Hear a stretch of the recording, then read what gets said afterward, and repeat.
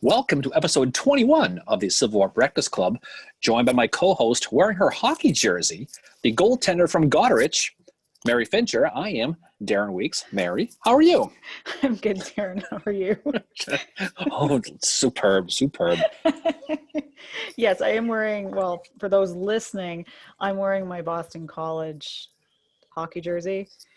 Because Canada and USA are playing each other tonight for the gold, and I really don't care who wins, because either way, Boston College kids will win, because there's like BC students playing on both sides, including the Canadian, obviously the Canadian BC students. Canadian, and I'm wearing my USA hockey jersey, and I just want them to beat those dirty Canadians and bring home the gold.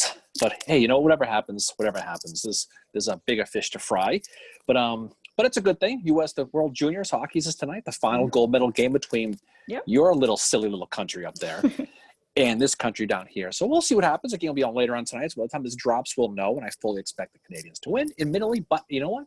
You never know. Either way, I see myself as winning, because I'm cheering for the Boston College.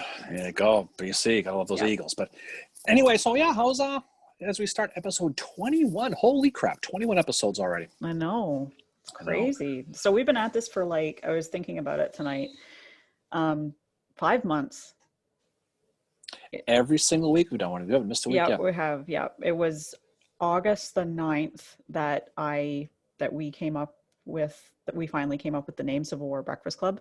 And with an hour of that, I had our Podbean account, our Gmail address, our Twitter account started, and our Instagram.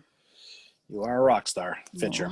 You are a rock star. Can't do it without you, Weeks. Well, you're a small one, but you're a rock star. And now we have our website. We have a website, civilwarbreakfastclub.com, so check it out. And we're going to talk about some different things here today. I know we got some business to take care of here with our mugs and stuff like that. We do. But we're gonna have some fun tonight, Mary. We're gonna stay out west. I think this is almost like the Empire Strikes Back episode of this podcast, because we're going to talk about some Confederate victories. We're going to be talking about the beginning of the Vicksburg Campaign, which is going to talk specifically about Holly Ridge and Chickasaw Bayou. So we're going to do that and talk about that. So if you're a Sherman or a Grant fan, you might want to cover your ears on this one, because it's I promise it'll get better as the campaign goes on.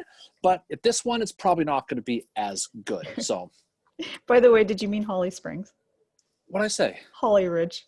Oh, it's a golf course around here. Holly Springs. Just headed that one. Yeah, I know. That's what happens. That's like your Cape Cod. You used to call it the Cape Cod Breakfast Club or something like that. Oh, God, we'd start this episode over again. Go Canada! Anyway, Holly Springs. Yes, my mind works. Anyway, all right. So, okay, enough. But hey, what are you drinking, Mayor? I almost snort my beer there. I am drinking Life in the Clouds, which is a double dry hopped IPA by Collective Arts Brewing Company, which is one of my favorite Canadian breweries. And the reason that I bought this is because, not only does the can have a moon on it, and I'm obsessed with anything with the moon on it because of the 11th Corps, but the artwork on it also looks like the guy might be biking through a swampy area or a bayou. Oh. Look at you, a creative. Yeah. Okay. You got a mug game tonight? I stopped at the tonight. Wow, big. Well, it is Tuesday. Sherman. Okay, Sherman. Okay, good call. I'm drinking, because of Grant, Cold Harbor IPA, which is going to be kind of representative of this effort for him today, unfortunately. And I couldn't bear myself to find a Confederate mug, so I'm going with the old silvery Civil War soldier mug. Nice. So we'll have some fun with that. But hey, speaking of Holly Springs, we'll talk a little bit about the West. We seem to have a lot of fun in the West. We came up with a really, really good podcast last week, right? And now we're going to kind of focus a little more on the Vicksburg Campaign, which is a long campaign. That is. And the one thing to say, like, we just did Stones River last week, but this is something that is happening almost at the same time. And it actually has, like, as we talked about last week, Carter L. Stevenson's troops going to Vicksburg are a major reason why the Confederates lost that battle, because they'd lost all those men, but these are events that are happening almost simultaneously. Yeah, so it's almost like, I don't want to say real time, but it's pretty close. So real Mhm. quick, do a high level overview, as they say in my business world, about Vicksburg, and then we'll kind of drill down on Holly Springs, Mary. I can't believe you said Holly Ridge. But anyway, the Fucker. Vicksburg, the Vicksburg campaign, it really starts on December 29th, 1862, and ends on July 4th, 1863. So it is a key strategic city for the Confederacy, right at the Mississippi River. Jefferson Davis was quoted. He says that Vicksburg was the nail that holds the South's two halves together. And his peer Abraham Lincoln, you may have heard of him. He says Vicksburg is the key. The war can never be brought to a cease until that key is in our pocket. So right off the bat, you see how important this is. I mean, strategically, and a lot of people feel, myself included, in a lot of ways, that the Vicksburg campaign is the most significant campaign in U.S. American history as far as battle history. It blocked Vicksburg's blocked the Union from sailing down the Mississippi River. It allowed the Confederacy a communication line across the river to the western states. It helped them supply them for food and horses and mules and anything else you can come up with. It was strategically, defensively, a powerhouse. It was they call it the Gibraltar of the Confederacy. Yeah. Strong defenses, high hills. It's perfect for artillery. The area around it, as we'll find out, is just about impossible to get around. Because it's like a hairpin bend almost. It's a very it's difficult almost area like to navigate. Yeah, it's kind of like West Point, and in that regard, back in the Revolutionary War days, surrounded by a bunch of small little rivers. We'll talk about the Yazoo. We'll talk about. It's got a bunch of swamps around it. It's mostly wilderness. It's a real shitty place as far as if you're an army, you can't get by with large groups, horses, and basically the Rebs defended it really, really well. I mean, before December, we got to talk a little bit about David Farragut's his Navy. So, he had approached the city in May of 1862, and he got turned back, and he went back to New Orleans, and Lincoln said, "Get back, turn the boat around, go." So we tried again a month later and got pounded again. They couldn't deal with the rebel artillery. They just couldn't deal with it. So at the time that he was doing that, Farragut was having some health problems too, and he wasn't feeling the greatest. But he shows up to Vicksburg at some point and just demands the surrender. And the guy's like, "Nope, we don't do that here. See ya." Yeah, he did. Ding dong. And sorry. Like, No surrender here. I'm not playing that fucking game. No. But they tried to dig that DeSoto Canal to go around the guns, and half the guys died of disease. And finally, a month later, July of 1862, they said, "The hell with this." And everything was it was such an important thing.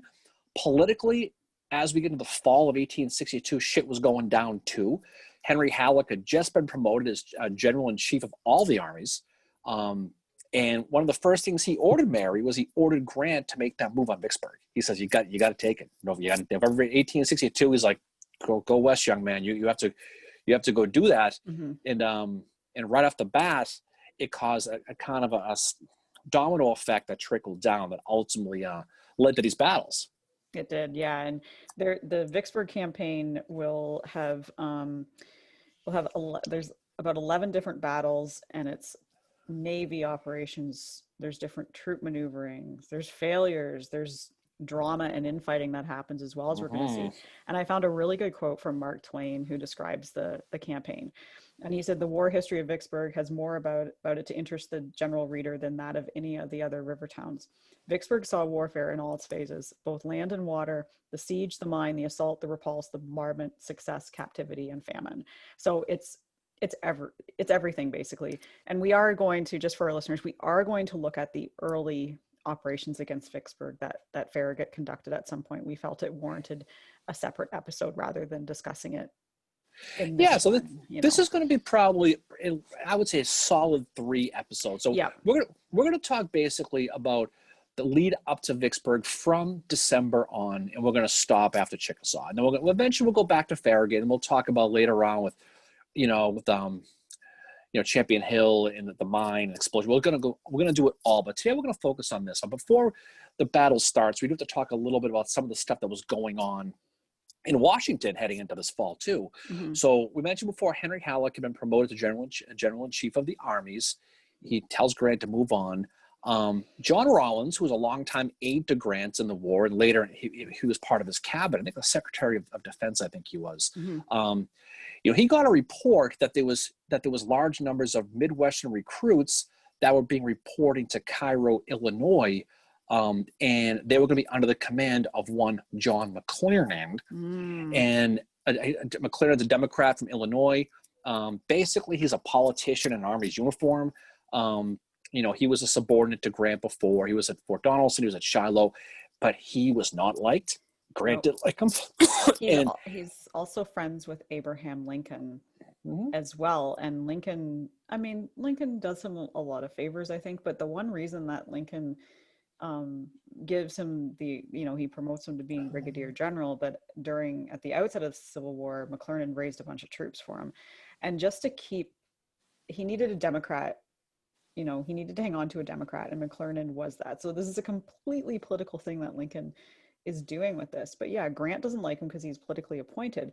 The other reason Grant doesn't like him is because McClernand has a tendency to brag about his exploits, but at the same time he brings others down. Like, he kind of elevates himself, but then diminishes the role that others might have had. That is one thing Grant does not like about him. Well, which I found interesting. Grant, as we know from other battles, I mean, anybody who seems to be popular or seems to be some sort of rising star in the Washington's mind, Grant's got an issue with. We talk about that, but this one's a little bit different. Halleck tells Grant point blank. He says, and I quote, "The enemy must be turned by a movement downriver from Memphis, where they were, as soon as sufficient force can be collected." And so Grant gets this order. He goes, "What the freaking hell does that mean?" He's like, force being collected? You talk about these recruits. I mean, who's in charge? Am I in charge? Is this McClernand in charge? Is Sherman in charge? Was Halleck in cahoots, with McClernand to usurp his command? So all these things are going through Grant's mind. But Grant gets clarification from Halleck, and Halleck says, "No, you're in charge. You're in charge of the troops in the theater." And so Grant says, "Okay, ding ding, I got it." So fast forward to November 20th, 1862. This is when Grant kind of decides what he wants to do is he wants to stay within those guidelines that Halleck gave him. But at the same time, he wants to stay ahead of McClernand, right? Yeah. So he tells Sherman, to basically go into motion from Memphis. He wants to link up with him somewhere near Vicksburg is what he wants to do. If they combine their armies, it's around 50,000 or so. If they combine and they get there. And so Grant's going to go to a place called Holly Springs, Mary, not Holly Ridge, okay? He's going to go to Holly Springs, which is right near Oxford, which is it's a college town down there in the Mississippi area. He's going to get down there early December 12/5, 12/6, right around there, 1862. And because he gets down there, Grant does, and he really has no resistance. He basically he's also getting suspicious of McClernand at the same time too. So he tells Sherman, "Stay up there, stay up there back in Memphis. I want you to organize these new recruits, okay? And for these guys that are earmarked for McClernand, I want you to get them, and I want you to train them and get ready, and then we're going to have you come down." Yeah, and that's kind of what that's. A bit of the backstory behind McClernand and this feud between him and Grant. It actually goes back to the Battle of Belmont. And that's where McClernand's men they ransacked the Confederate camp after they thought the Confederates had retreated. And then McClernand proceeded to start making a victory speech. The Confederates counterattacked. And then there was issues at Fort Donelson too. So it's not just this whole, he's a political general, but he's in Grant's eyes, he's fucked up along the way. But to your point, yeah, Grant is trying to stay ahead of him. So he's got this kind of two-pronged attack plan with Sherman to not only try and take Vicksburg, but he's also trying to keep ahead of McClernand as well. Right. So he wants Sherman basically to jump on the boats, and he's going to have him steam down the Mississippi.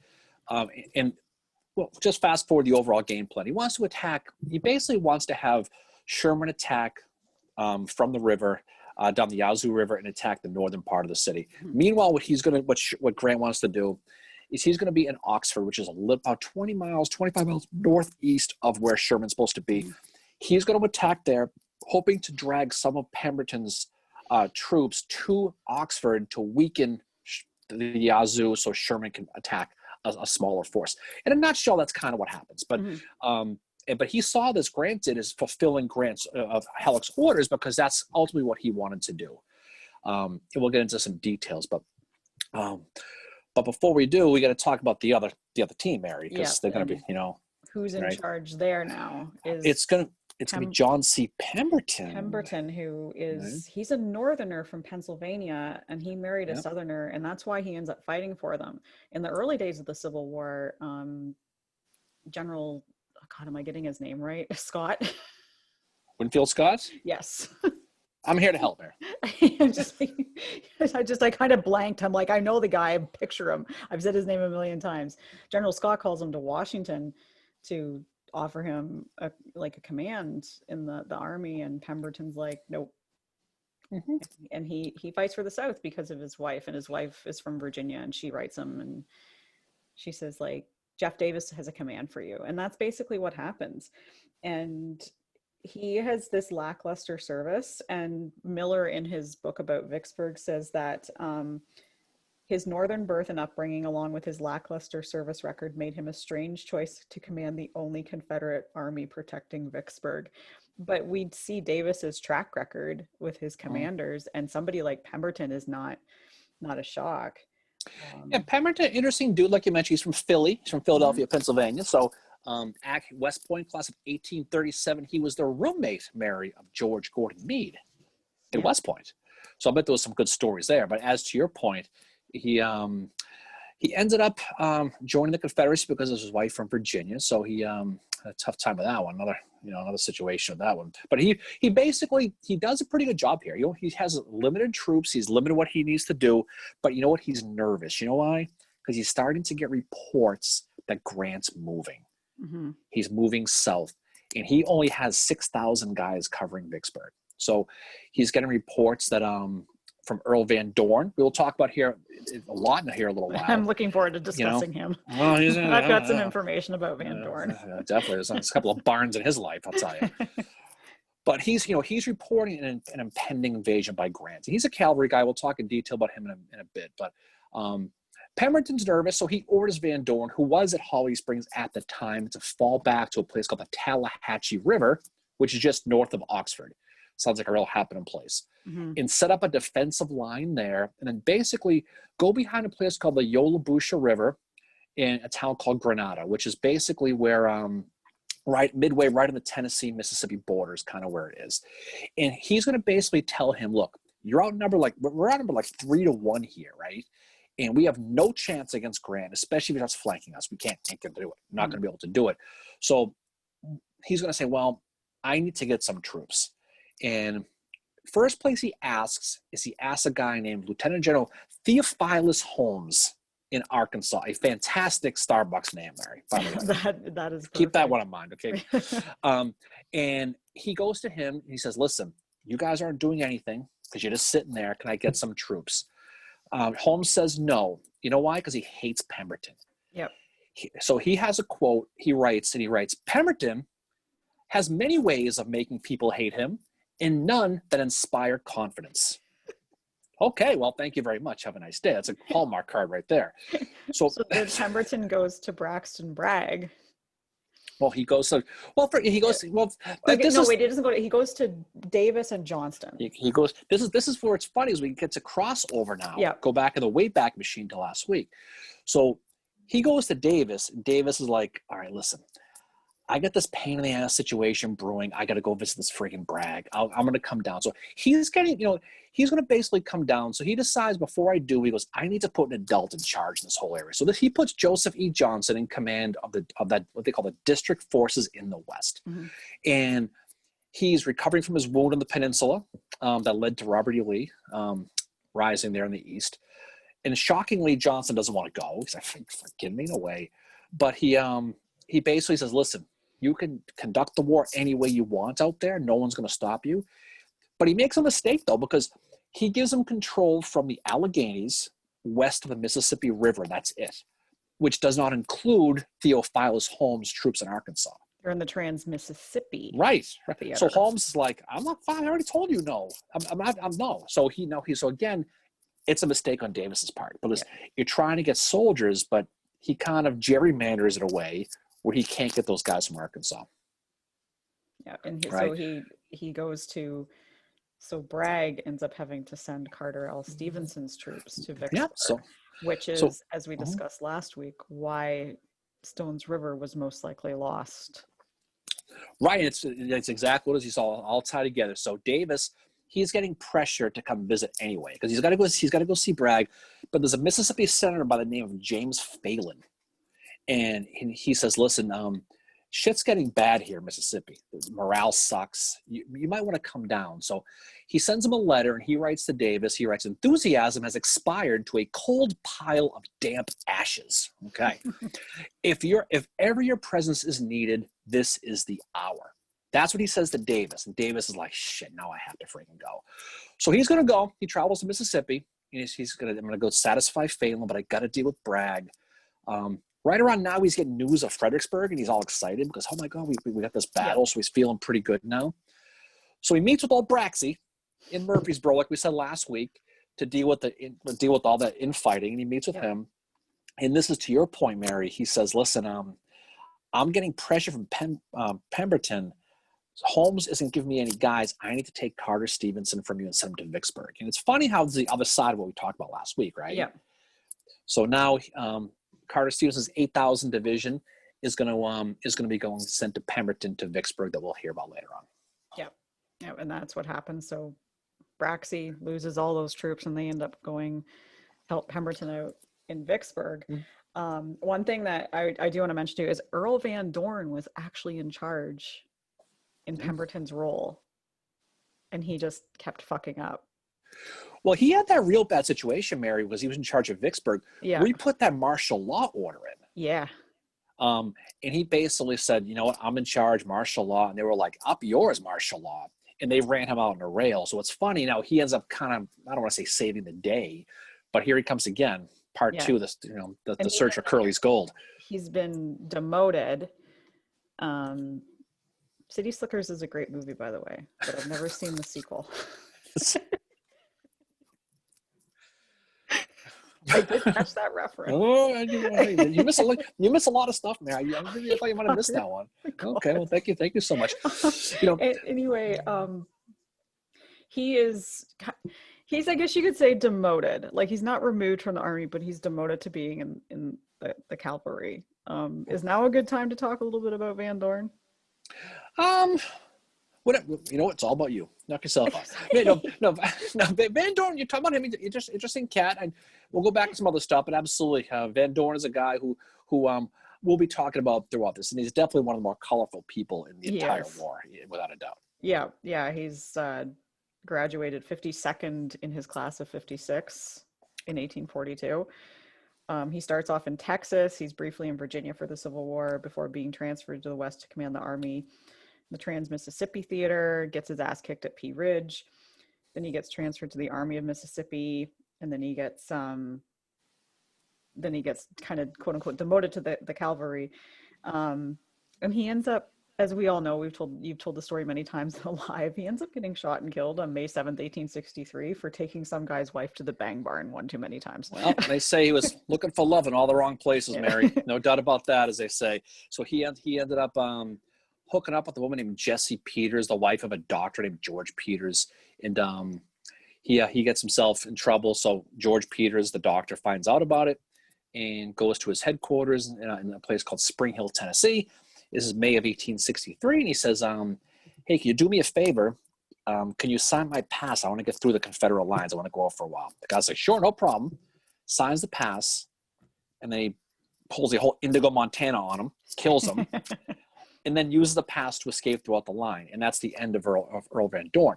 You mentioned he had the real shitty experience at Pea Ridge. He was at 2nd Corinth, didn't do anything. Yeah. He was a very, very mediocre guy in every aspect of his life. School wasn't that great at West Point, not great in battle. Although we're going to find out here, this is Holly Springs is probably his high point. This is the high point of Van Dorn's career right here. But going a little bit back to the campaign. So we're talking mid-December of 1862. The plan, again, is Grant's going to come down first. He's going to set up camp. He's going to try to get Pemberton to pull troops away to Oxford. And then Sherman's going to come steaming down the river, kind of go up the Yazoo River. He's going to send up the old Yazoo, Mary. And then he's going to attack the city, hopefully with a weakened force. But what he needs on both sides, but especially the Union, they need secrecy. They don't want anyone to know what's going to be going on. And this is a mistake the Union makes, is about a couple of weeks before this whole thing goes down, they send the USS Cairo down, okay?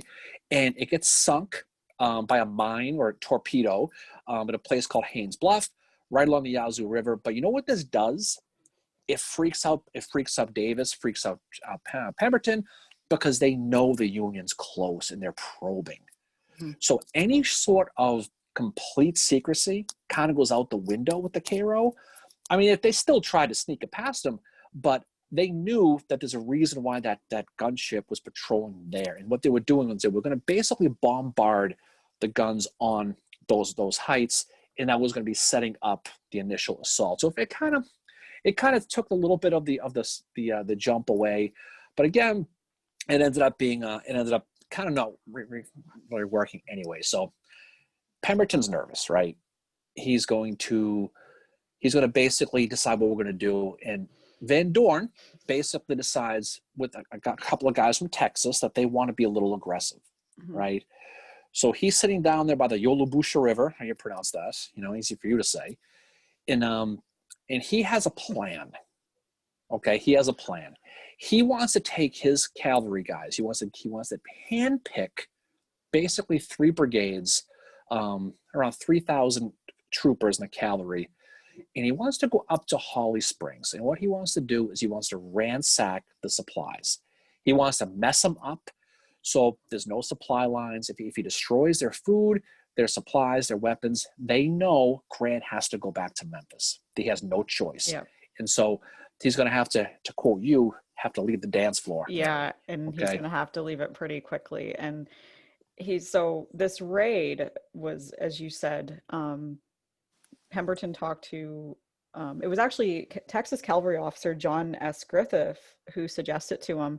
And Miller has this really great quote that Pemberton, who unlike his commander, so Griffith suggests it.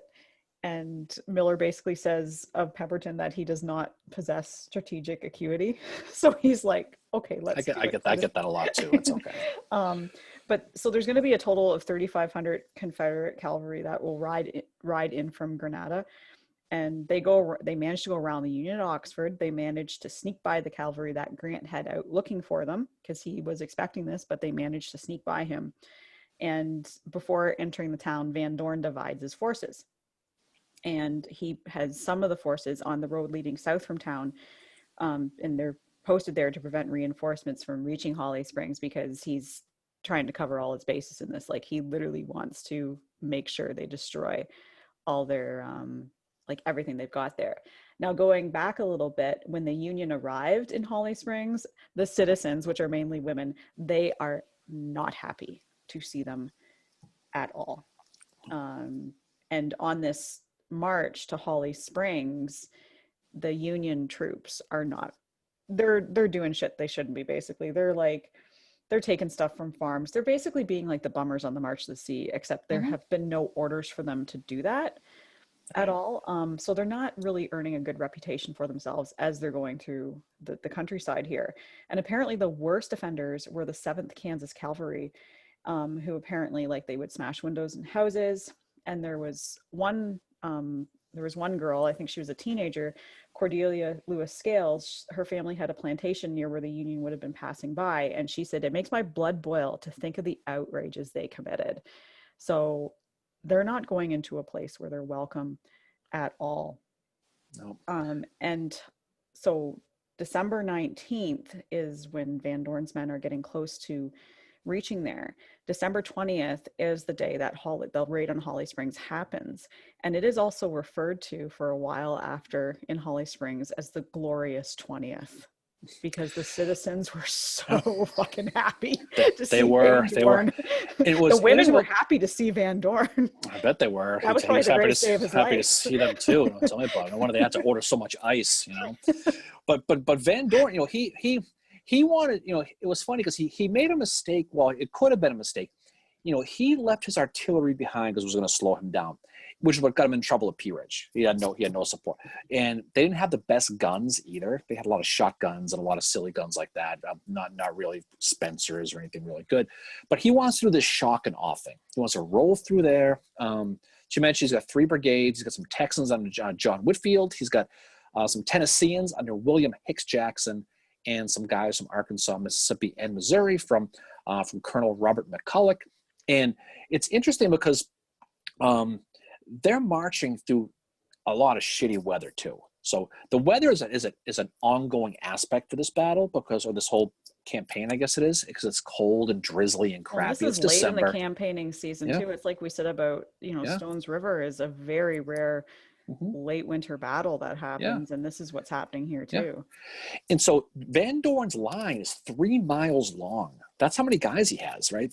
And to your point, that they're staying as far east. The whole thing's based on secrecy, so they're staying 30 miles east. They don't want to get seen, and basically, Grant is oblivious to this point. He's still back in Oxford. Sherman at this point is still back in Memphis.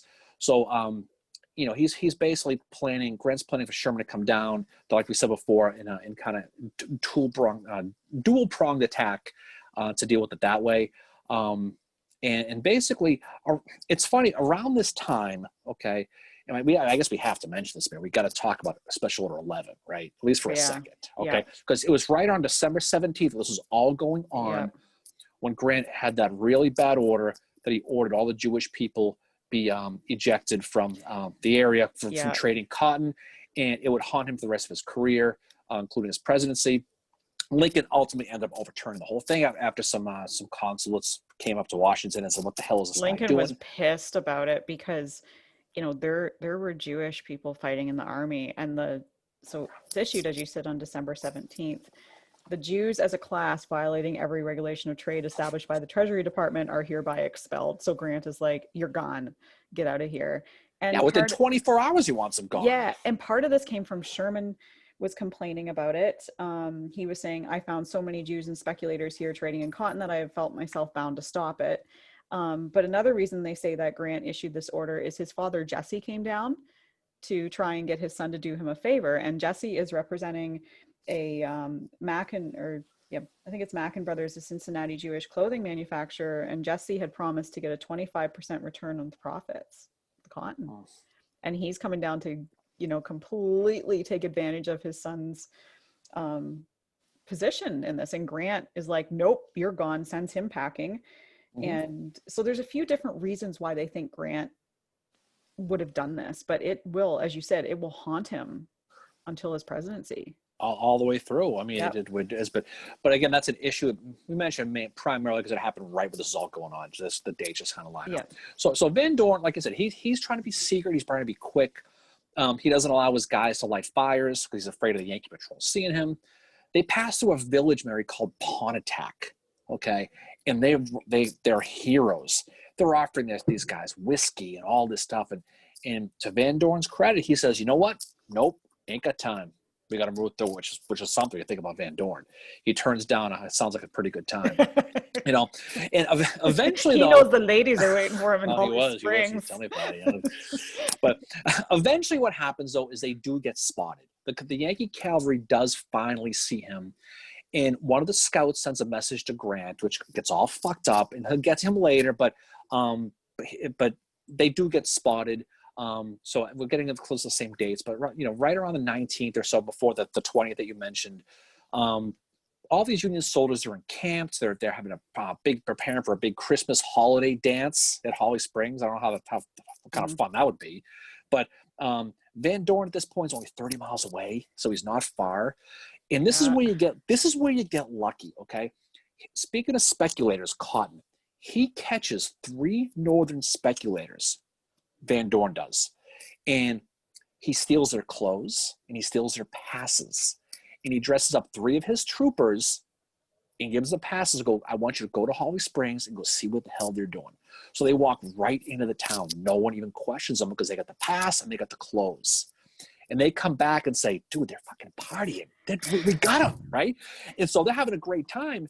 And so there's no resistance. And more importantly, they suspect nothing because the whole thing is based again on secrecy. So now Van Dorn's like, well, here we freaking go. But the funny thing about all this is the fact that Grant has sent telegrams to all the commanders that are in posts along the way, including Colonel Robert C. Murphy, who is at Holly Springs. He gets the telegram during this party, and he basically ignores it.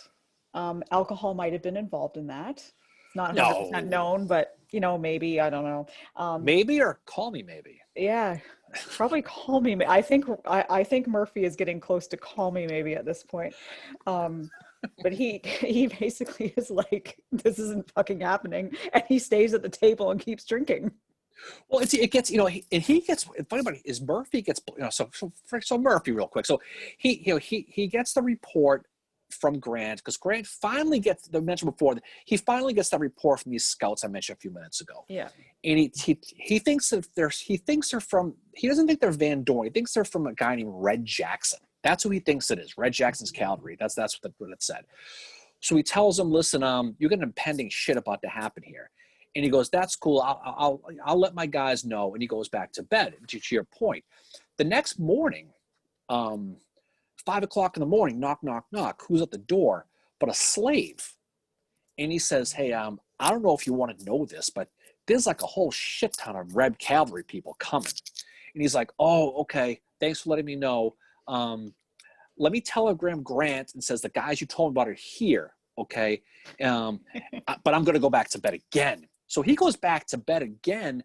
He wakes up and it's sunrise to the sound of gunfire. And now the shit's going down. It's crazy. Like every cavalry officer or every cavalryman with Van Dorn has two things: turpentine and matches.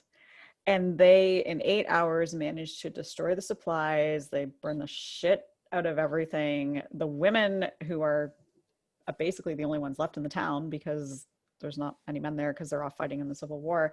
But the one thing they do destroy there is the 3-story Masonic building. Yeah, well, yeah, strange. But so mention the women. So it's sunrise. Picture Van Dorn. They're rolling through the town. They're screaming with that rebel yell, and yip yip yip. They're making typical cavalry. The soldiers are still in their tents. And they're getting out and they're just running. One soldier in Van Dorn's guys says, "Some ran all the way to Memphis." That was some of the quotes they said. You had the local women, to your point, cheering. They're out the windows yelling, "Kill them all, kill them all." Sounds like a fun place. You know, they listen to that old Metallica album, one or the other, And so Murphy, you mentioned him, he gets caught in his house. He's still wearing his nightshirt, probably with his Holly Springs hanging out, probably. And he gets arrested, and there's all kinds of rumors about how they captured Julia Dent Grant. They arrested her, which is kind of an urban legend. Yeah, well, she got out. Her and Jesse had got out the night before, and were headed towards Grant because they were staying at Holly Springs, but they had left on the 19th before Van Dorn got there. But to your point, they use that turpentine in the mattress liberally. I mean, they burned out. They find all the supplies. That was don't forget, that was their target, was the supplies. They find all the supplies in a place called Depot Street, which happens to today now be called Van Dorn Avenue. Funny how that works out. So they take, it is for real. They find a bunch of shoes. They find a bunch of food, weapons. They burn it. They take all the stuff. They steal the guns. They're sticking pistols in their pockets. But you know what they find, Mary? Whiskey and cigars. Yep, and they're smoking the federal cigars. They're walking around smoking the cigars. They're drinking the whiskey, and Van Dorn's like, fine, So they're definitely enjoying that. It's so embarrassing for the Union, though, when you think about it. And there's one of these cavalry officers from the Confederacy. His last name is Dupree. He says that the rebel cavalry after this was the best equipped body of cavalry in the Confederate service. Every trooper had from 2 to 6 pistols, 1 or 2 carbines, one or more sabers, and all the ammunition, rations, blankets, shirts, hats, boots, overcoats, etc. his horse could carry. So what they took what they could carry, and then they burned the shit out of the rest. They did. They absolutely destroyed it. So they set boxcars on fire that were full of clothes. They did. And then what they did too is they were smart because they knew it looking over their shoulder that these guys were not going to be here. These guys are coming. So they cut the telegraph lines. Mm-hmm. Now it's probably like 11 o'clock afternoon, right around there. Grant's trying to reach them and he can't, which is a bad feeling when you can't reach somebody and you know what, you're worrying about them. And basically what happens is now he's starting to get a little concerned. So about mid-afternoon, there's smoke pouring out of Holly Springs, the buildings, everything's going, including Julia Grant's new carriage, Mary. They burned her new carriage, you know. Van Dorn's now going to send scouts in all directions to look for Union soldiers. He's going to tear up the tracks. He's basically going to sit there and say, okay, it's mid-afternoon, 3, 4 o'clock. He says, you know what? We're done. We've mission successful. But you know what? A couple of things he does though, he bags all 1,500 guys. He catches them all, including Murphy. He captures them all, but he can't take them with him. Right? It's like Ebenezer Creek. No. So he has to parole them. So this is where Murphy really screws up, by the way. He agrees to sign the parole. And so, but what Murphy should have known was they can't take us. So they're gonna, if we don't sign the parole, they're gonna say, fine, fuck it, just go, what the hell. But he signs it, which means they cannot fight again until they're exchanged. So this takes 1,500 guys away from Grant that he could have used on this campaign because Murphy did not think more than 5 seconds. He's just grabbed and said, he was probably still drunk from whatever he was doing the night before. You know, probably still had his nice shirt on. So they destroyed, you know, almost $2 million of 1862 money worth of supplies. Dealt a real kick in the nuts to Grant because it's almost like a Five Forks situation. Yeah, it's really it's you know.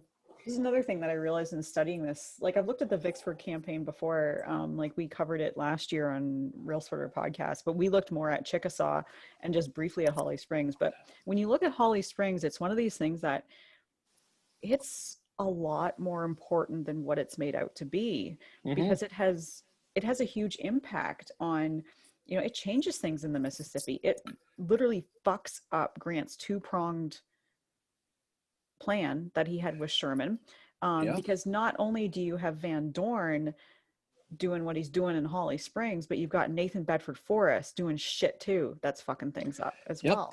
He's doing more supplies, and he's got those squirrel guns and those old shuck. He's got the real shitty stuff. Bedford Forrest, but so Van Dorn, he's going to go ride north. He's going to go try to connect up with Forrest and go whatever they're going to do. You know, Grant is getting killed on the press for this now. They're ripping him for this. Because now his supplies are completely gone, and he knows he has to go back to Tennessee. He's that's it. But the problem is, jumping on the boat up in Memphis is Sherman. And you know what? Because of shitty cell connections in Tennessee, he doesn't know what's going on in Holly Springs. And Grant sends him a message that tells him that because they had planned to be at a certain place at almost the same time to do what they were going to do with this two-pronged approach. And Grant sends him a message that says, I'm not going to be there. And Sherman never gets that message. Now Sherman gets word, and we will discuss this in a few minutes. He does get word of Van Dorn's raid, but because he doesn't have actual confirmation from Grant, he continues on with his plan. Yeah, I mean, he has no choice, but he has his orders. So he has no idea what's going on at Holly Springs, and so he's going to he has 4 divisions. So now we're talking about Sherman, of course. 32,000 guys on 12/19, the day before the big raid. So right around the same time, he's gonna arrive at the Yazoo River, which is just north of Vicksburg, on Christmas Day. I mean, he thought his plan. His plan was flawed. With the Grant thing changed everything. Oh, it did. It completely did. All right. He thought he was going to surprise Pemberton. He thought Pemberton still only wanted the 6,000 guys. He didn't know that Stevenson was coming, who hadn't arrived yet, admittedly. And he didn't know that the guys who were going to be used to attack Grant were on their way back too. So he thought he was fighting 6,000 guys. He was going to catch completely by surprise because Grant was going to be pinning down Pemberton along the Yolobusha River, and he was wrong on both. So he's going into this already fucked. But he's walking. What he's doing is he's walking into a buzzsaw. He doesn't know it yet. No, he doesn't. And he issues. It's on December 23rd. That is the same day that Grant tries to warn him, and it doesn't get to him. Sherman issues orders to his 4 division commanders: George A. Morgan, a guy named A.J. Whiskey Smith, who apparently enjoyed whiskey. Well, how do you know? Maybe he didn't. M.L. Smith, and a guy named Frederick Steele, who sounds like someone that would be going to the Bang Barn quite a bit. I wonder if old AJ, if he did one shot of bourbon and put him out for the night too. I wonder if that's how that works. It's funny how that is. But so he gives them a hand-drawn map of the Vicksburg area too, and basically tells them what they're going to be doing. Yeah. So once he gets down there, but while this is all going on, Pemberton is he's like, okay, now he's still nervous, but he's feeling better. So he's hearing from his scouts that Grant is in fact retreating. Yep. This isn't a Wheeler situation back at Stones River where he's mistaken. He knows he's retreating. Yep. He knows he's going back. And now he knows he can redeploy his troops from that Oxford, Holly Springs area back down to deal with Sherman. Sherman, meanwhile, he's we mentioned before about the Cairo, but now the Rebs know Sherman's coming, but they don't know where he's going. So they know he's going to be coming down the Mississippi at some point. They know roughly what the deal is, but they just don't know. So he basically Pemberton transfers 3 brigades from the Yabalusha to north of the city around the place called Chickasaw Bluff. Got that one right. And before we kind of get to his little boat ride, I guess, the terrain we mentioned at the beginning is brutal. Now you got to think eventually Sherman is going to have to land. He's going to have to march his troops overland to get to Vicksburg. So it's completely, it's swampy. It's impossible. Swamps, snakes, clowns, forests, everything's in those woods. It's all tangled, and some areas are really narrow to the point that they would only accommodate 2 troops walking through it. And when so Pemberton basically orders this guy Lee, Stephen Dill Lee, who's been tasked with the defense at Chickasaw. He's a West Point graduate. He's 29 years old. He's friends with E.P. Alexander, our good friend E.P. Alexander. He is. He certainly is. So he has written him in November saying that the Yankees can never take Vicksburg. Our batteries are too strong. And so he is charged with the defense of this. So he's placing artillery, and he has rifle pits on like kind of an elevated table of land. So I would imagine it to be a little bit like how Lookout Mountain was. So there's that kind of like that, just that flat area where he's able to place rifle pits and artillery. In some ways they are vulnerable here, but in other ways they have many advantages. As the Yazoo flows towards the bluffs, it splits left and right in forming a Y. And it is here that Lee places field guns and sharpshooters on the flanks of this triangle. Yeah. So it's going to be an absolute, as they call it, slaughter pen. It is. Ooh, slaughter pen. But it's going to be a situation that's brutal. Sherman, fast forward to December 21st, a couple days before Christmas. He's still on the Arkansas side of the Mississippi, and he's going to slowly start to move his way down. Rebel spies are all over the place looking for him. Christmas Eve, finally, they find out what his plan is. This is when the whole thing kind of unravels for Sherman. So, and this is again by happenstance. So on Christmas Eve, there are 2 rebel guards who are playing cards in a building and along the river just north of Vicksburg. All of a sudden, this small black girl comes running in and says, this steamboat's coming. And they're like, what are you talking about? He goes, and they look, and they look out and they see 7 Yankee ironclads followed by countless transport boats loaded to the gills with Union soldiers coming down the river. Okay. The guy's name is Major Lee Daniels. That's the guy who gets this word. He does a telegraph. By happenstance, Mary, he's the same guy who telegraphed Jefferson Davis to tell him he was elected president of the Confederacy. Same guy, right? So he basically jumps on his horse and he rides full speed in the rain. I don't know if he was yelling, the Yankees are coming, Paul Revere. So I don't know, maybe he probably was. But he finally gets to the station where the telegraph is, and he telegraphs a guy at a place called DeSoto Station, and he's typing. You know what happens? Nobody answers. There's no one there. And so finally, a guy named Colonel Phil Fall answers and basically says, dude, what the friggin' hell? It's Christmas Eve. What the hell do you want? Because everybody's partying in Vicksburg. Right. He tells them there's a bunch of boats coming, and this is a real deal. So Colonel Fall, now he's freaked out. So he ends up traveling again. It's rainy out. He goes to a house of a Vicksburg socialite named Dr. William Balfour. Now, this is picture those big plantations. They're all dancing. It's a big Christmas party going on. He's looking for a guy named General Martin Luther Smith, and he wants to tell him what's going on. So he finds him, and Smith ends the party, kicks everybody off the dance floor, Mary, and says, okay, this is it. Orders all the citizens, get the hell out of here. This is the real deal. But the Rebs now know that Sherman's coming, and he's going to be going on the Yazoo River. So they know. So to your point, all those guns that Stephen Dill Lee had prepared, now they got them, right? They're just it's like fish in a barrel. So and that's when he goes to prepare all this, is at this time. So he does it really, really quickly. Now it's funny, flash forward a little bit, in his memoirs, Sherman, or not his memoirs, his after battle report, Sherman will talk about how fortified it was, and then Lee came back and said it wasn't that fucking fortified. Yeah. We had to throw that shit up in a few days. Like he's admitting it was quick. Stephen Dill, after the war, I know we're jumping ahead, he was quoted as saying, if he attacked immediately, we were fucked.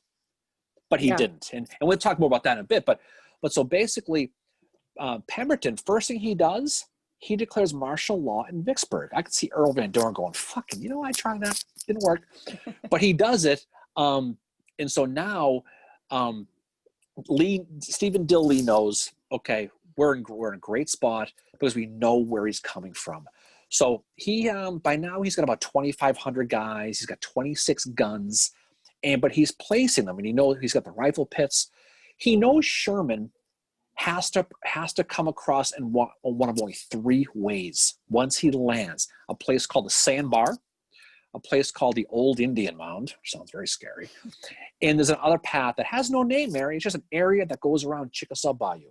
They didn't give it a name, but so they know that that this is how they have to, because if that's where they're going to land, they think he's going to land in a place called Johnson Plantation, which Dill predicted, which is exactly what he did. So on the 26th of December, 1862, okay, he lands as predicted at Johnson Plantation. Now, he has 120 total boats and 4 infantry divisions. You mentioned the four guys: Smith, A.J. Smith Whiskey, Morgan Smith Washington, and Morgan and Steele. So he positions them basically where he's going to take A.J. Smith, and he's going to basically be on the southernmost point, if you're looking at a map, okay? And then he's going to take Morgan Smith, and he's going to be across opposite side of that Indian Mound we talked about, which is the base of Chickasaw Bluff.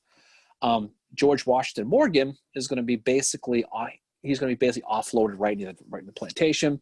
And Frederick Steele is going to basically be along the northern bank of Chickasaw Bayou, where it kind of opens up into the Yazoo River. So he kind of has it set up in a way where, like a triangle, where the base of the triangle in the corner, like you can see what I'm doing with my hands, right? Because people listen to this. But picture a triangle. The sides in the bottom is where Lee is. The point, the top, is where Sherman is. So they're basically surrounded almost like a triangle. And so he's, the way Sherman positions himself, he's basically on a peninsula or an island, right? He's got the rivers on both sides of him. He puts himself in a really shitty position. Now, the position is good if they don't know you're coming. Well, they know you're coming, you're in a good position. No, it's not. Like Miller says in his book about Vicksburg, that it's an impossible place to fight to begin with, even if they don't know you're coming. But if, if you're like Stephen Dill Lee and you've done what you're supposed to do, and he's also got those sharpshooters at the corners of that triangle, right? Like, and that's he was pinned. Now, a couple of things you mentioned, you hinted before.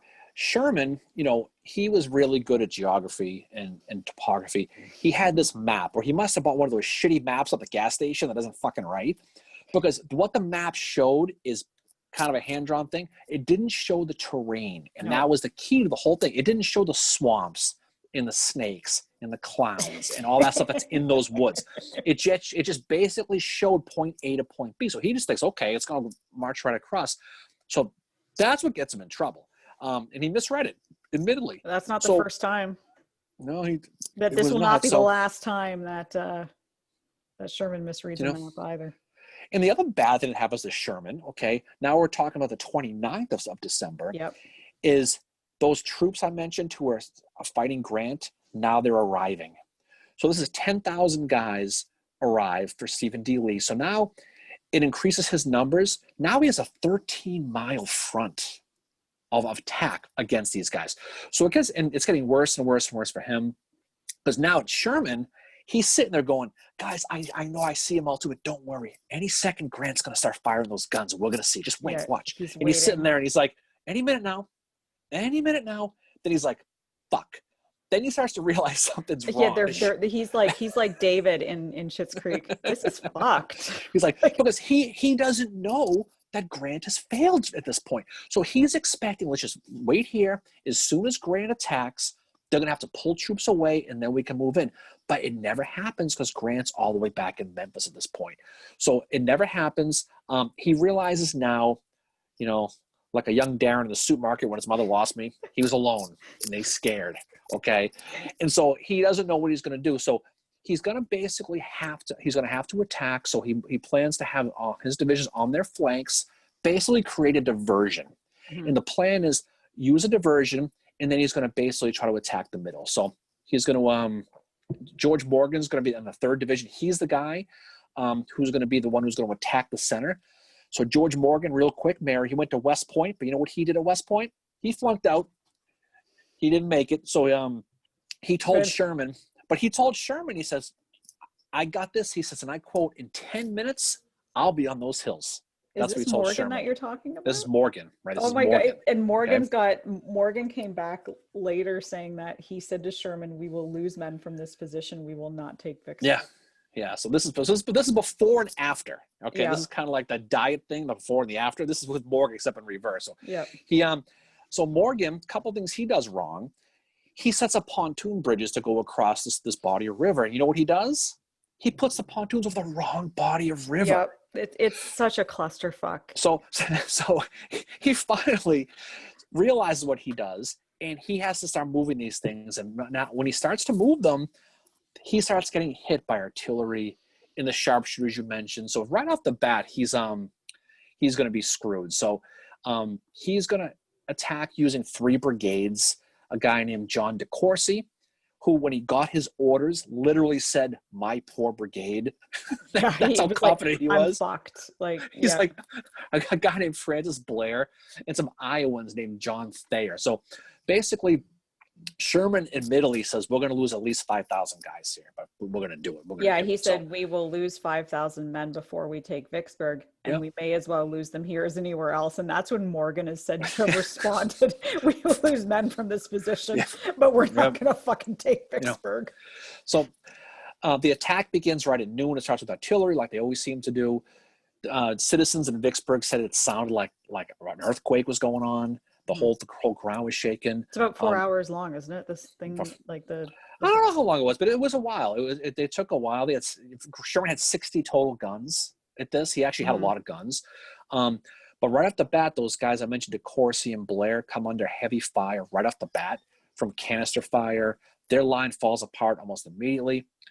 Those Iowans from Thayer, they went in the wrong direction somehow. They went too far to the right and got lost. It was just crazy what was happening. So it's a comedy of errors right off the bat. A lot of DeCourcy's brigade, they did make it to Chickasaw Bayou, but they got pushed back by some Louisianans. Same thing happened to Blair. They had about 500-600 guys either dead or captured, but some did make it. I mean, they did make it. I think of it like Pickett's Charge in a way, right? They actually did make it, but they got against the bluffs and they were pinned against the bluffs because of the guns and they couldn't move. So they're using their hands, they're digging to the sides to protect themselves, and it's raining and it's kind of like what happens at Franklin, right? Too, like there's things that happen at Franklin as well. O'Connell in his biography about Sherman, he describes it as like in repeated attacks they were shot to pieces, losing 1,800 men. And then Sherman mercifully became convinced that the part of wisdom was to withdraw, that this was not something that was going to happen. But it took him a little while, though, because right?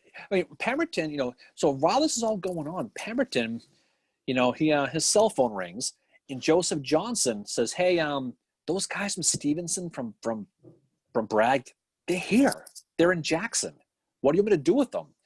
And Pemberton's like, "I just send them all. I send all of them, as many guys as I can get." So they put them all on railroad trains. They sent them over. So That night, the feds are literally shivering in the cold with no blankets and along Chickasaw Bluff. And then as time goes on, those guys from Jackson are coming. So they don't know that just yet. But you mentioned before, Sherman knows the writing's on the wall. So he, at this point, he's lost like 1,800 guys, and the Rebs have lost less than 200. And he has that quote where Sherman says, "Our loss has been pretty heavy, and we accomplished nothing," which just sounds like the story of my life, Mary. But, but their ammo's running low. He sends David Porter back to Memphis to get more bullets because he's running low, and goes and gets 4 million more bullets. How the hell you get 4 million bullets on a boat? But he did. But you know what he does though, Mary? Sherman, before you mentioned he decides to go, he says, "You know what? Let's stick this out." Whether it was ego or to avoid criticism or want something positive, he says, "You know something? I can't leave right now because this will be a complete and utter train wreck." So he's like, "Well, what if I use the Navy to bomb the Rebs again, to wreck those batteries right at daylight? So we'll sneak. What we're going to do is, basically going to, I'm going to get my best 10,000 guys, and we're going to sneak over to a place called Snyder's Bluff under cover of darkness. And then we're going to attack, and they're going to be there, and we're going to be able to do it." So now, the time flips. Now it's New Year's Day, and he's looking, he's ready. 5 o'clock in the morning, he puts those 10,000 guys on the boat. But you know what happens? It's foggy. Yep. And the boat guys can't see where they're going. So finally they realize we ain't going to make it there till it's going to be like mid-morning by the time we get there. So we're going to be fucking screwed. We're going to be pounded.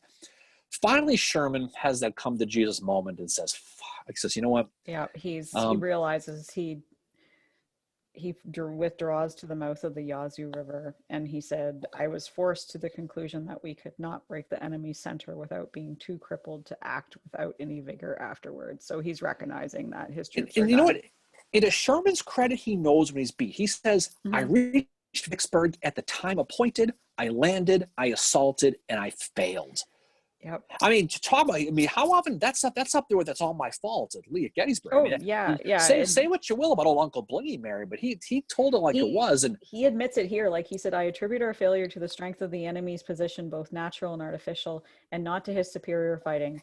But as we must all in the future have ample opportunities to test this quality, it is foolish to discuss it." And he writes to his wife Ellen, "Well, we have been to Vicksburg, and it was too much for us." Yeah, but while it's January 1st, and they're thinking, okay, what do we do? They hear the trains arriving from Jackson, the sound of the trains, the soldiers cheering, and the feds hear it too. And and Sherman knew. He says, "These are more guys coming. We don't know who they are." He knows Grant's going to be there, and he says, "Well, this ain't going to friggin'." So he saw that's going to be the end of that. Pemberton. You think about Pemberton, right? If Vicksburg ended right here, he's a hero, right? He beats Grant and he beats Sherman. Yep. So he defeats both of them. He tells Jefferson Davis, he messaged him and he says, "Vicksburg is daily growing stronger. We intend to hold it." So right now so when you wonder like later in the Vicksburg campaign why Pemberton was so reluctant to leave it, I think the beginning of it's probably why, because he had so much confidence at the very beginning of it.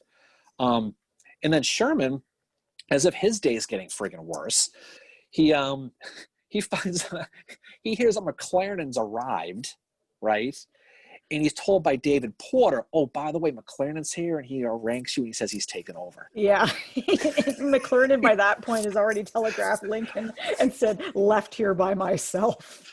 He's like, so he got ditched, and but the whole thing fell apart. And what it really did is this was one of the third real attempt to try to affect Vicksburg that failed. So now what the Union knew is they were in for it. Mm-hmm. They knew that this was not going to be a deal I have to think, Mary, as soon as they saw the terrain and once they saw what they were in for, they had to realize what it's going to be. Now we're going to talk more about Vicksburg later. We're going to talk about Duck River, and we're going to talk about the Yazoo again. We're going to talk about Champion Hill. We're going to talk about Big Black. We're going to talk about all the stuff that goes in Vicksburg. But I think what this told Grant and what this told especially Sherman was this is going to suck, but it has to be done. But we don't know how we're going to do it. So the rest of the campaign is going to be stops and starts trying to figure it out. not to give away the end of the story, Mary, but guess what happens? They eventually get it. Exactly, they do. But the story is interesting though, because it really shows the ingenuity that they had to use to get it, and it was very interesting. But it's a fantastic lead up to it. I think the Holly Springs attack by Van Dorn is one that does not get enough publicity. It doesn't, especially no. on the Confederate side. No, it doesn't. It's one of these things that it has such far-reaching effects, and one of the effects that it has is it forces Grant into a retreat, and in that retreat, he realizes something. So at the time, the weather is cold; it's not great, and Grant is worrying that as he's retreating, that he's not going to be able to be, his army's not going to be able to be supplied. So his field commander suggests that he organize foraging parties out from an area 15 miles east and west of the main roads from Oxford. And I'm sure this is probably starting to sound familiar to some of our listeners. So what happened is mills for grinding corn were set to work and kept running day and night, and fat stock were driven in and slaughtered by the thousands. And this is from the account of one of the soldiers. And Grant said that he was amazed to discover that his army could have subsisted off the country for 2 months instead of 2 weeks. Now, the foraging that happens is two different stories. If you read in Grant's memoirs, he says it's very humane and orderly, but his soldiers do tell a different story. One soldier said that as soon as they had their tent set at night, scores of the boys would strike out with their guns and shoot whatever was eatable. Sergeant Samuel Byers is involved in these foraging and raiding parties in this part of the Vicksburg Campaign, and he would later be on Sherman's March to the Sea. And he described the Mississippi countryside as being blasted by war with barns and houses gone, burned by raiders of both armies.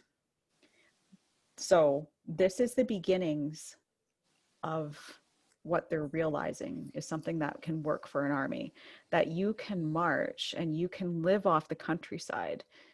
And this whole idea of going, 15 miles either side, very similar to what's going to happen on the March to the Sea. And that's when the light goes off in Grant's head about this, So you see the beginnings of what happens later in the war happening here. The other thing too that happens that is very similar to the March to the Sea is that slaves are joining in on this too. And Sergeant Byers, the same guy I spoke of before, he said that this was his first look at the horrors of slavery. Much like some of the soldiers on the March to the Sea, it was their first look at the horrors of slavery. And by the time Grant crosses back into Tennessee, state officials had estimated that the majority of slaves in the northern border counties of Mississippi had run away. And Miller, in his book about Vicksburg, says that it was not Lincoln's proclamation that was going to free them, it was the army. And that's very similar to what's happening on the March to the Sea as well. So this is another repercussion of what is happening in the Vicksburg campaign, is that it's causing a social upheaval. It's a threat to the culture of slavery plantation owners, and it's being felt in late 1862 in Mississippi, where 55% of the population is slaves. Mm-hmm. Yeah, it's you saw slaves helping the Union and helping the Confederacy, and this story we talked about tonight with whether Holly Springs and Vicksburg with the Confederate soldiers. I've always looked at Vicksburg from a top level is almost like a microcosm of the entire war, right? Yeah. It seemed like it was going to be a quick little milk run to take Vicksburg, and then they realized because of terrain, because of defense, because of miscommunication, because of mistakes, that it was going to be hard. And then Union needed to find as many ways possible to actually win it. So if you want to look at the Civil War and just in a quick little shot, look at the Vicksburg campaign, because it really is kind of in a microcosm of the entire war from beginning to end. Yeah. And Grant, although he didn't do well at Holly Springs, and it was one of his darker moments, especially with the whole Order Number 11. The Order 11, and just right? the whole, just how many millions of dollars of supplies were lost. But again, I think when you look at the big picture of the Civil War, this is kind of like Stones River. It's not talked about as much because Grant saw Stones River as not being a victory. Why is he going to talk about Holly Springs? But it changes the game. It is probably why Vicksburg goes on for as long as it does. Because if Grant and Sherman are able to do their two-pronged attack, who knows what could have happened, right? They would But have got the and Confederacy. at this time, Murfreesboro hasn't been fought, right? Right. This would have been right on this. It would have been right almost exact same Exact time. same Almost exact. time. So, but the difference would have been though is they would have caught the Confederacy in Pemberton with their pants down because they still only Yep, had 6,000 guys. If exactly. the timing worked out well, if Van Dorn's raid did not happen, and Grant was allowed to attack and pull those troops away and spread them thin, Sherman probably takes a city. Now, whether he could hold the city is a different story. He probably would. I mean, he would have had still about 50,000 combined guys. He probably would have, but the Confederacy knew how important Vicksburg was. But they got them at that very time. Just like what Stephen Dill said, to your point, they had an opportunity, but they just didn't move fast enough. So again, you know what happened? The rebels, this is a situation where they just needed that one more division to protect them. But you know what? They got it. And they were able to use them to keep him out of the city. Exactly. So, And so right? if Van Dorn's raid doesn't happen, or if Murphy actually is not drinking, because the odds are that's what he was doing, if he listens and is able to fortify Holly Springs, somehow get his men ready for these cavalry, to fight them, like who knows, right? Grant might have been able to meet up with Sherman, and who knows what would have happened from there. Still That's would why have been that's hard why though. Holly Springs is one of these things that it's a lot more important than what it's made out to be. And in some ways, I think Holly Springs is the beginning of the Vicksburg campaign, Oh, because it absolutely this is. is the game changer right No, here. it would have been. I mean, not to, you know, it might have been hard for him to hold Holly Springs anyway because he only had 1,500 guys. Yeah. Now they were infantry, and there's different versus 3,500 cavalry guys. So it still would have been a challenge, but at least they would have been ready. They would have had some kind of defense. But again, if you're right, you want to play the what if game that the people in the Facebook don't like. If that is defended and Van Dorn is pushed away and is forced, first north into Tennessee to get them the hell out of there, then that attack is able to continue along the way it's going to. And it very well could have changed it. And Sherman, although Sherman still would have the same issue with the terrain, he had a bad Exactly. map.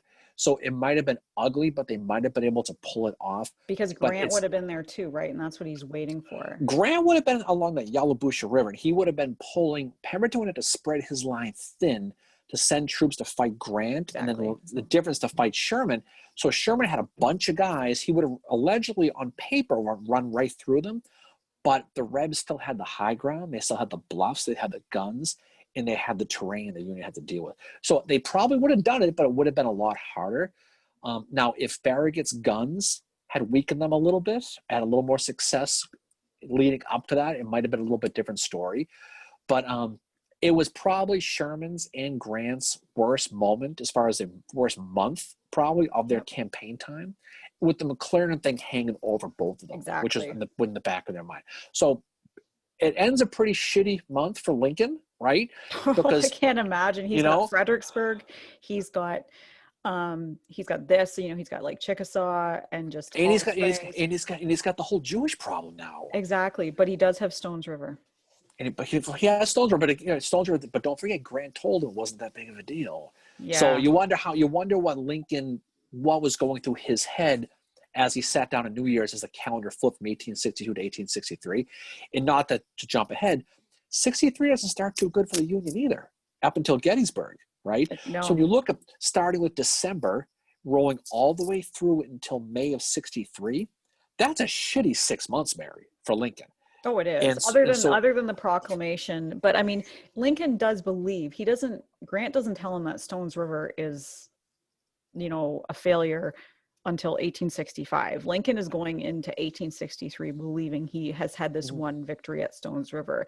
And it makes me wonder that if he still saw it as a victory in 1865, it's pretty significant. I mean, Stones River is a very significant Union victory, as we discussed last week. It's just downplayed because I think of how, the historical memory of it. There's no question. I'm not sure it took that long for Grant to tell him that, though. Because I think looking at Grant, I wonder if he was sending those messages before then because to mask his own issues he was having too. Who knows with Grant. But the reality was Stones River takes on more of an importance when you look at what was surrounding it. When you look at Fredericksburg, when you look at the beginning of Vicksburg, Holly Springs, and this one, and Chickasaw, and then looking ahead. So that's kind of like the shining moment for him. So again, it does take on a bigger significance, like you said, because of the Emancipation Proclamation. Yeah. So But I think it's a fun. sorry, go ahead. I think it's a fun study It because is. it's trial and error. The mistakes that Grant and Sherman make are going to be tried to rectify throughout it. They try to sail down the old Duck Creek and they all get stuck in the river, and they're lucky they didn't get blown up there. And then Yeah. we'll talk more about that next time.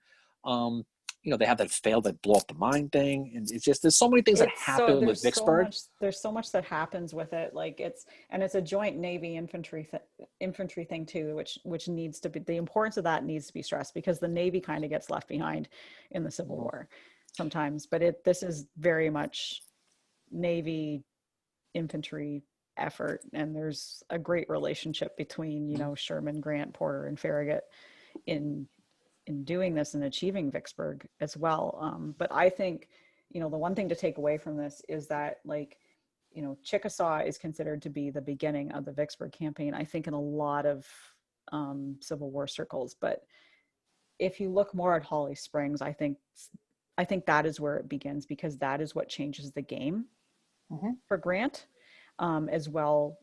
Holly Springs and the retreat that Grant has to do is what starts sowing the seeds for what is going to happen on the March to the Sea. So it's not, I don't think Holly Springs can be dismissed as just a raid. I think it is more than that. I think it is. It's the only cavalry raid that stopped a Union campaign. Yeah, according to Ed Bars, right? Like it's so that's what he significant says. In that way, right? Says, like but it's a joint. Like it's not just Van Dorn's cavalry; it's Forrest as well, because Forrest has been in Tennessee ripping up railways, cutting telegraph lines. He's basically severed all of Grant's communications. They both have, him and Van Dorn have absolutely severed them.